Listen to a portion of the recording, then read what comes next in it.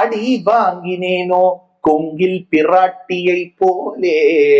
அடி வாங்கினேனோ, முதல்ல அடி வாங்கினேனோ நினைச்சுப்பாரு, நல்ல அடி சமத்தியா சாத்திருக்காரு சார், அதனால அடி வாங்கினேனோன்னு நினைப்போம்.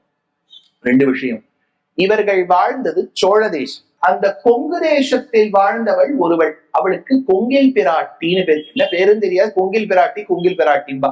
அவ குடும்ப சமேதமா ஸ்ரீரங்கத்துக்கு ஒரு முறை வந்துட்டா. ஏன்னா அங்க மழையே இல்லை கொங்கு தேசத்துல.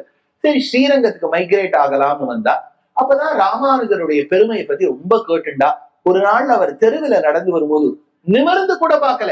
எப்படி ஆபரணங்களை லக்ஷ்மணன் கிட்ட காமிக்கும் போது லக்ஷ்மணன் சொன்னாரோ, அந்த மாதிரி இந்த கொங்கில் பிராட்டி ராமானுஜர் தெருவில் நடந்து வரும்போது இப்பேற்பட்ட ஆச்சாரியனை எதிர்க்க கண்ணு கொடுத்து பார்ப்பதா கூடாது. திருவடியை பார்த்துட்டா.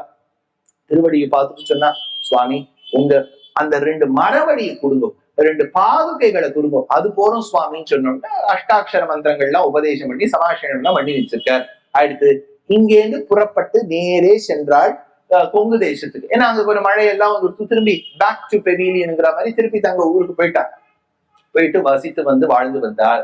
இங்க சோழர்களுடைய ஆக்கிரமிப்பில் அதிராஜேந்திரன் ஒருத்தன் தான் ரொம்ப பாடாப்படுத்திட்டான். அப்ப ராமானுஜர் என்ன பண்ண வேண்டியதாயிடுச்சுன்னா, ஸ்ரீரங்கத்தை விட்டு புறப்பட்டு கர்நாடக மாநிலத்துக்கு வர வேண்டியதாயிடுச்சு. அப்ப கொங்கு தேசம் வழியா வரார்.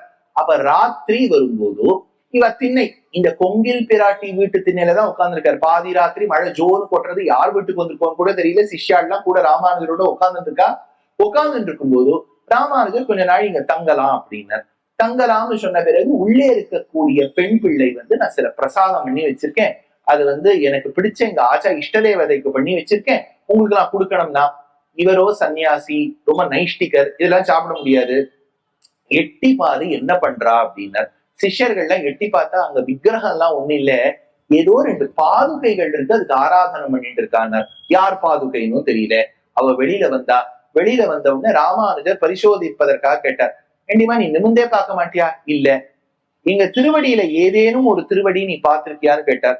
பார்த்தா கரெக்டா கண்டுபிடிச்சுட்டா. இந்த திருவடிதான் எங்கள் ஆச்சாரியனுடைய திருவடியாச்சே, நீர்தான் என் ராமானுஜரோடு கதறி நின்றாளாம். அப்படி சொன்ன பிறகு அந்த அடி வாங்கினேனோன்னு சொல்றது திருவடியில இருக்கக்கூடிய மரவடியை வாங்கினது, அடி வாங்கினது இல்ல, திருவடியை பெற்றது. அதனால அந்த கொங்கில் பிராட்டிக்கு அந்த ஆச்சாரிய அனுபவம் எப்படி இருந்திருக்கு பாருங்க. திருவடியை பார்த்துட்டு ஆச்சாரியனை கண்டுபிடிச்சுட்டா. அதனால இங்க சொன்னா, அடி வாங்கினேனோ கொங்கி பிராட்டியை போலே